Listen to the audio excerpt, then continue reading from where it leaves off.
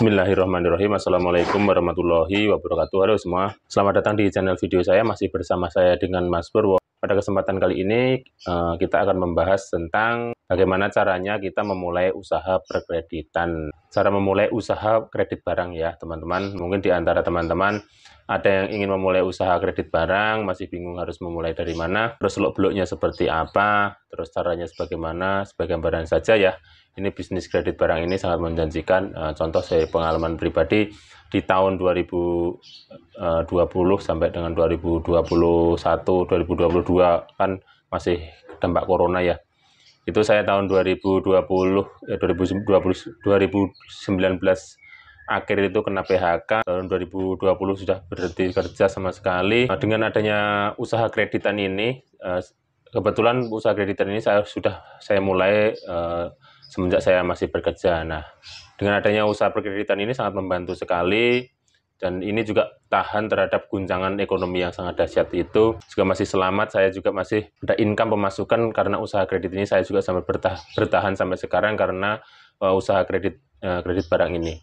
Nah, kenapa saya sarankan usaha kredit barang ya karena prospek keuntungannya itu sangat besar, yang ke depan itu potensinya sangat bagus. Kenapa? Karena kita lihat aja di sekeliling kita, usaha apa yang kiranya menjamur terus bertahan ya. Kita lihat ya, tentunya usaha perkreditan ini, apapun itu, kredit elektronik, kredit sampai kendaraan bermotor, mobil, karena pangsa pasarnya juga sangat besar di Indonesia ini. Jadi untuk teman-teman yang baru memulai, nggak usah takut untuk memulai kredit barang, karena asal kita memaintenance bagus, kita mencari konsumen yang tepat, tentunya keuntungannya sudah pasti di depan mata. Ini ya karena kredit ini adalah bisnis orang-orang yang sabar sebenarnya. Kan kita baru memetik hasilnya itu kalau misalkan jangka waktunya kita taruhlah 4 bulan sampai 6 bulan, misalnya jangka waktunya 6 bulan, 4 bulan kemudian sudah memetik hasilnya gitu. Nah, itu bisnisnya orang-orang yang seperti investasi, bisnisnya orang-orang sabar. Jangan tidak berburu-buru. Ini cocok juga untuk teman-teman yang masih bekerja mencari sampingan atau investasi apa yang bagus ya di bisnis kreditan ini. Nah, apa saja langkah-langkahnya, bagaimana saja langkah-langkahnya, mari saja kita mulai. Yang pertama adalah sebagai pemilik usaha. Kita ya kalau mau memulai sebagai pemilik usaha kredit barang, nantinya kita akan berperan sebagai pihak yang menalangi pembayaran barang dulu dari distributor atau dari tokonya.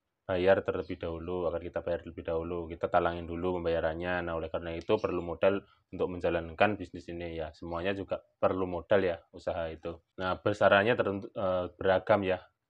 Tergantung teman-teman. Kalau modalnya besar ya mulai dari yang besar dulu. Kalau yang kecil-kecil ya kita mulai dari yang terkecil-kecil dahulu. Besaran tertentu beragam, tergantung segmen barang yang akan kita ambil seperti apa ya. Tergantung. Tentukan pasarnya dulu. Kalau kita modalnya gede ya langsung aja yang barang-barang yang gede. Misalkan mulai dari handphone, kendaraan bermotor, kalau bisa sampai ya terserah segmennya. Perkreditan ini kita menyesuaikan aja. Kalau yang kecil-kecil ya elektronik, peralatan rumah tangga dan sebagainya. Kalau yang gede-gede, kalau modalnya sudah gede ya dari motor, terus peralatan tukang atau peralatan proyek dan sebagainya. Terserah kita aja. Kita menyesuaikan modal kita. Kalau enaknya di usaha kreditannya seperti ini, kita bisa menyesuaikan dari modal kita. Nah, karena biasanya orang yang mengambil kredit barang tidak memiliki cukup banyak uang. Nah, biasanya kan orang perlu misalkan beli motor, ya, uangnya nggak cukup. Nah, kita solusinya kan mengambil kredit seperti itu. Nah, maka kemungkinan kita juga harus menyiapkan modal yang cukup besar untuk melayani permintaan tersebut. Nah, kemungkinan kan biasanya seperti itu. Rata-rata orang yang mau kredit itu ingin membeli barang yang mahal, tapi mereka belum mempunyai banyak uang. Nah, itu solusinya juga kita membutuhkan modal yang besar itu, tapi tergantung aja. Kalau kita baru memulai, ya usahakan yang kecil-kecil dulu, nanti seiring berjalannya waktu modal juga akan bertambah, baru kita ngambil yang besar-besar. Namun tidak perlu khawatir ya pada usaha kreditan barang ini, semakin tinggi harga barang yang diperlukan oleh peminjam, maka semakin tinggi juga potensi keuntungan yang kita dapatkan. Nah, itu udah pasti. Kalau kita modalnya besar, pasti untungnya lebih besar. Kalau kecil-kecil, untungnya juga lebih kecil. Tapi di kreditan ini kita sudah bisa menghitung ancang-ancang untungnya itu seberapa, sudah bisa. Cuman yaitu bisnis kredit itu sekali lagi saya terangkan, usaha kredit adalah usahanya orang-orang yang sabar gitu. Kalau nggak sabar ya bisnis yang jual beli yang instan aja. Lalu tapi sabar, uangnya besar gitu. Nah, yang kedua buat pembukuan dengan rapi, dengan cermat. Pencatatan administrasi pada usaha kredit barang menjadi hal yang sangat paling penting. Jika kesalahan pembukuan, usaha yang kita rintis bisa-bisa kredit macet, menanggung banyak kerugian. Maka dari itu, dari awal usahakan mumpung masih kecil, mumpung masih mulai, pencatatannya sangat rapi. Dari mulai tanggal jatuh tempo, mulai dari tanggal mereka mengambil, dan usahakan bukti-bukti pembayaran atau bukti-bukti kita beli barang, usahakan dicatat dengan rapi, di-filing dengan rapi, karena itu suatu saat terjadi masalah, itu mudah kita menelusurinya. Nah, keterlambatan bayar oleh peminjam akan sangat lumrah. Oleh karena itu, kita harus cermat dalam mengatur keuangan. Pembukuan usaha kredit barang juga akan sangat berguna untuk evaluasi kinerja kredit kita. Nantinya bisa menilai barang-barang apa saja yang paling menguntungkan bagi kita, dan pinjaman mana yang paling sering bermasalah di perkreditan kita. Nah, pembukuan itu gunanya seperti itu.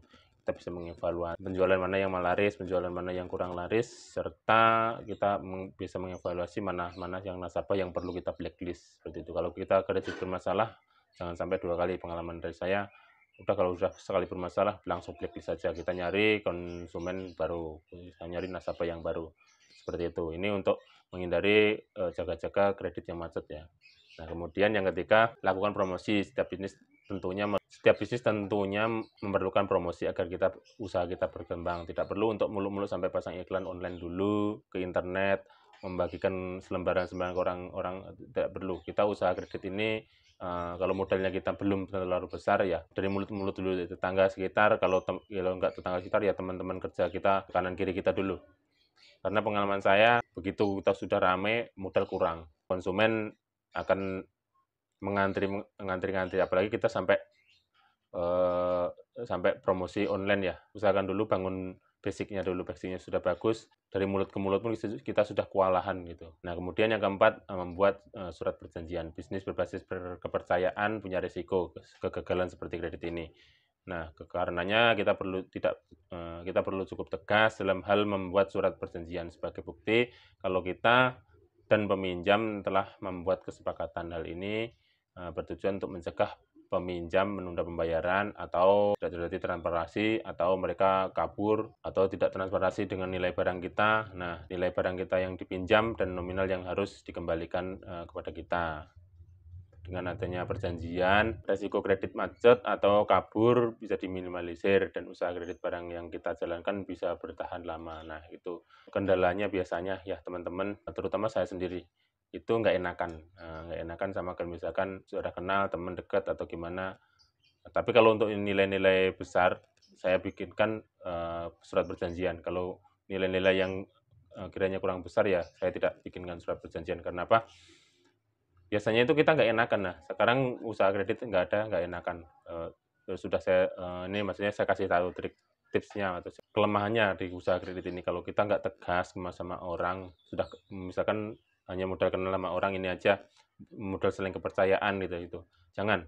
Soalnya sekali mereka ingkar janji, nah kita yang dirugikan seperti itu. Maka dari itu kalau ada nilai yang kiranya agak besar ya bikinkan surat perjanjian seperti itu. Nanti perjanjiannya misalkan dia 2-3 kali tidak langsung atau tidak membayar, ya barang kita tarik gitu aja. Karena salah-salah kita yang akan rugi, modal dan untung tidak kita dapat, modal hilang gitu aja. Nah, itu perlunya perjanjian akad kredit seperti itu. Nah, itu untuk teman-teman jangan merasa nggak enak karena saudara atau teman. Uang itu nggak ada saudara, nggak ada teman. Nah, seperti itu. Maka itu usahakan untuk nilai-nilai yang kiranya nilai-nilai yang agak besar, usahakan memakai perjanjian akad kredit seperti ini. Nah, kemudian yang kelima, bekerjasama dengan distributor. Apa sih gunanya kita kerjasama dengan distributor ini? Agar usaha kita, kredit kita menjadi lebih mudah dan menguntungkan. Kita perlu mencari distributor, jadi ketika ada permintaan, kita bisa memenuhinya dengan mudah. Harga yang ditawarkan oleh distributor biasanya lebih murah ke partner seperti kita. Akan berbeda sehingga ke partnernya, kalau ke partnernya biasanya lebih berbeda daripada ke konsumen biasa. Nah, sehingga potensi keuntungan kita bisa lebih besar. Nah, ini saya kasih tahu triknya mencari distributor. Kalau awal kita masih awam, dari distributor itu tentunya agak susah, terutama barang elektronik. Barang elektronik itu biasanya kalau kita tidak pintar-pintar nyari distributor, untungnya akan sedikit. Cuman ya juga nggak sedikit juga, kita sudah tentukan misalkan standarisasi 30%, ya sudah pasti kita dapat 30% dari nilai harga jual, harga kita beli dari toko atau distributor. Nah, untuk ke konsumen kita sudah melempar untung 30%. Nah, bagaimana kita mencari lebihnya? Ya kita biasanya nego ke distributor dari harga resminya, misalnya 2 juta, ya kita bisa nego 1.900.000, 1.800.000. Nah, dari situ kita sudah bisa menambah untung 200.000 sampai 100 sampai 200.000 ya. Nah, seperti itu. Itu triknya. Nah, triknya mencari distributor gimana? Kalau kita belum kenal ya pertama kita continue aja belanja terus ke situ, misalkan toko yang besar atau toko kenalan perorangan ya. Asal kita continue seperti itu nanti lama-lama kita dapat nego barang dengan harga yang murah. Nah, itu saya praktekkan dalam trik untuk mencari HP. Biasanya kalau nyari HP untungnya juga sedikit ya. Kalau dari distributor kita juga biasanya dikasih harga jual ke konsumen biasa. Nah, lama-lama kita nyari juga distributor yang harganya lebih murah dari harga pasaran, dari harga brosur seperti itu. Nah, itu trik-triknya. Nah, jangan ragu nyari keliling-keliling ya.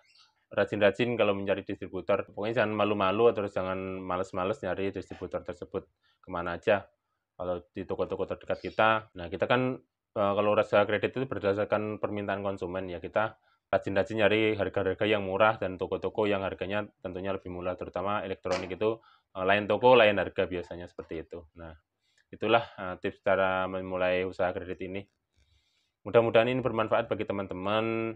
Silahkan subscribe, klik tombol loncengnya untuk update-update video-video terbaru dari saya. Demikian saya akhiri, kurang lebihnya saya mohon maaf. Bila topik walidaya, wassalamualaikum warahmatullahi wabarakatuh.